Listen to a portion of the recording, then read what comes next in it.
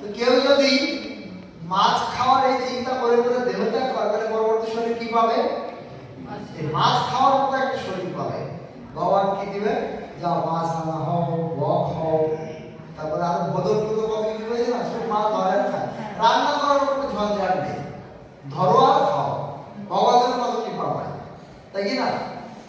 এই জন্য কি করতে হবে না, আমাদের এই গীতা থেকে শিক্ষা গ্রহণ করতে হবে, জীবনকে কিভাবে পরিচালনা করতে পারবে তার সমস্ত নির্দেশের মধ্যে দেওয়া আছে। সারা জীবন কি চিন্তা করে জীবনকে কাটানো উচিত, মৃত্যুর সময় কি চিন্তা করতে হবে, কেমন চিন্তা করলে করে দেহ ত্যাগ করলে কি শরীর পাবেন, এরকম বর্ণনা করা আছে। তো ঠিক এই শরীরটা, এই মনুষ্যর শরীর ধরে একটা গাড়ি, এই গাড়ির মধ্যে জীবাত্মা রূপে আমরা সব অবস্থান করছি, উঠেছে। এখন এই গাড়িটা চলছে, চলতে চলতে মৃত্যুবরণ করার সময় যদি আপনি এইরকম একটা মাছ খাওয়া চিন্তা করে দেহ ত্যাগ করেন, পরবর্তী